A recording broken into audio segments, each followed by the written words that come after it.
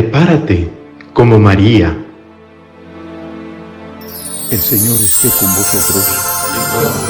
Lectura del Santo Evangelio según San Mateo.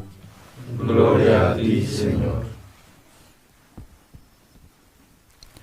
En aquel tiempo, Jesús recorría todas las ciudades y aldeas, enseñando en sus sinagogas, proclamando el Evangelio del reino y curando toda enfermedad y toda dolencia.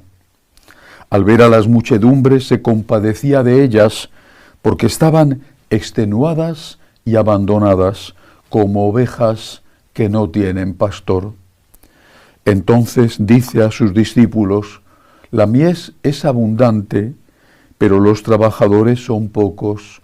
Rogad, pues, al Señor de la mies que mande trabajadores a su mies. Llamó a sus 12 discípulos y les dio autoridad para expulsar espíritus inmundos y curar toda enfermedad y toda dolencia.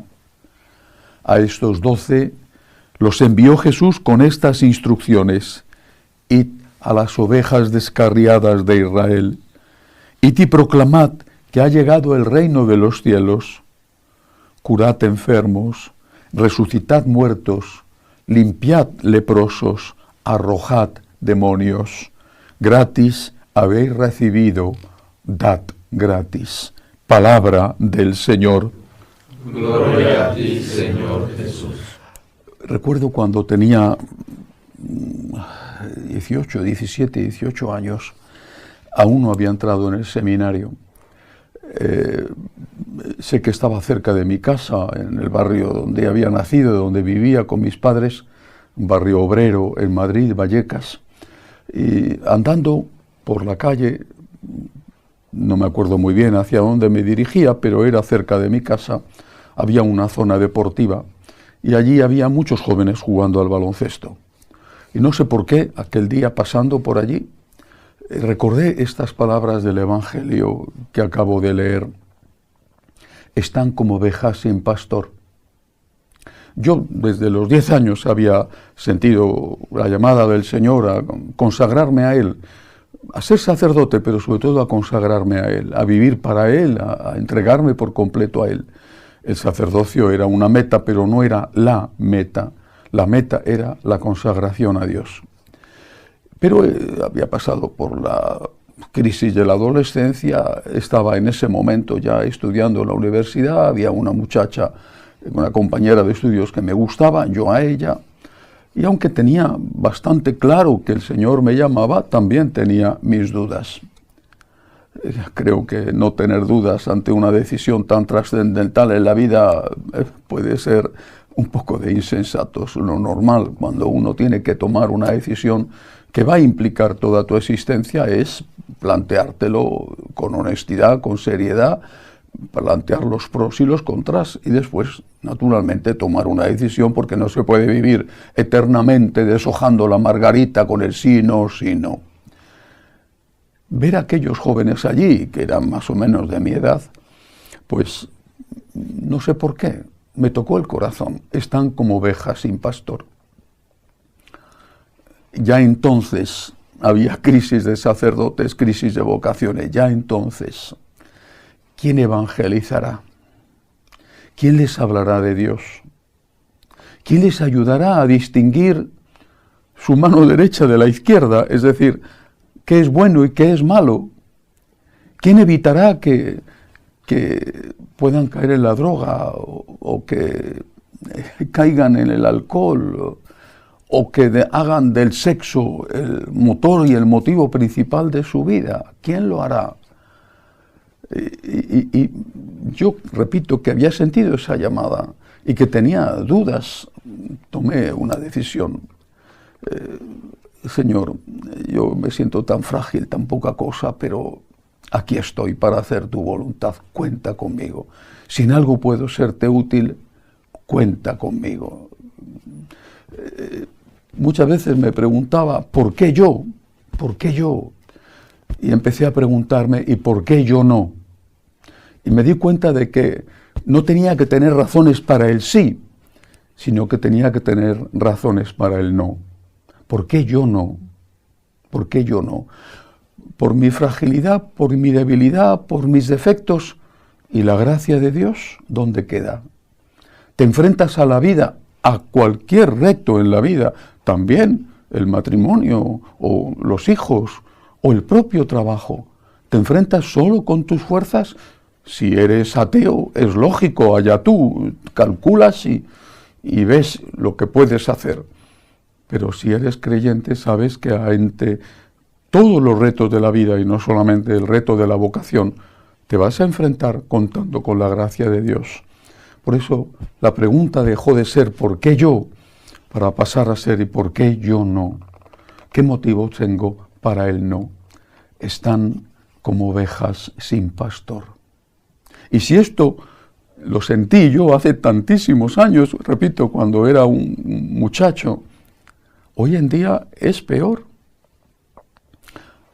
Un dato reciente del mes de noviembre en España, no sé si es el peor sitio del mundo, no lo sé, pero en España concretamente, el 60% de los jóvenes entre los 24 y los 29 años toman ansiolíticos, toman somníferos para lograr dormir o para calmar la ansiedad. ¿Pero qué tipo de sociedad es esta? Cuando el 60% de los jóvenes 24 o 29 años están en el centro de su vida, tienen que tomar algo para poder conciliar el sueño. ¿Qué tipo de sociedad es esta? ¿Qué mundo estamos creando? ¿Qué mundo está creando el no Dios? ¿Qué sociedad es esta en la que no hay niños porque se mata a los niños? En la que los ancianos, porque molestan, también son asesinados con la excusa de que es un suicidio asistido después de haberles presionado para que soliciten ese suicidio. Aquello que yo veía hace tantos años, hoy es una realidad.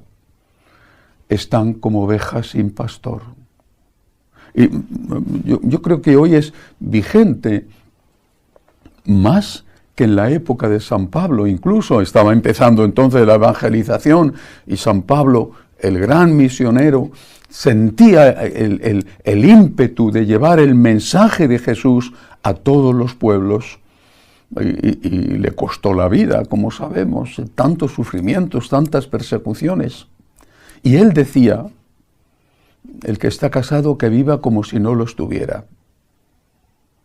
Porque él sabía que era urgente contar con personas que se dedicaran a predicar la buena nueva. Y eso que aún no estaba en el horizonte la primera persecución, la de Nerón, en la cual San Pablo encontró la muerte. Tenemos que tener motivos para el no. Existen. También los dice San Pablo. El que no pueda más, que se case. Lo dice él explícitamente. En España decimos, mejor casarse que abrazarse. Tiene que haber motivos para el no. Existen. Pero generalmente los motivos para el no suelen ser bastante egoístas. No es no puedo, sino no quiero. Y muchas veces es simplemente una falta de fe, una falta de confianza en la fuerza de Dios, en la gracia de Dios. Es San Pablo el que dice, llevo este tesoro en una vasija de barro. Y también dice en otra de sus cartas que le ha pedido al Señor que le quite la espina que tiene en la carne y que Dios le ha contestado, te basta mi gracia, mi fuerza se realiza en tu debilidad. Están como ovejas sin pastor. Rogad, dice el Señor, al dueño de la mies que mande obreros a su mies. Es muy grave la responsabilidad que tenemos cuando, pudiendo consagrarnos a Dios, a evangelizar, a evitar que tantos no solamente se destruyan a sí mismos aquí en la tierra, sino que se pierdan para la vida eterna, a evitar, poniendo nuestras fuerzas al servicio de Cristo, que eso ocurra. Que así sea.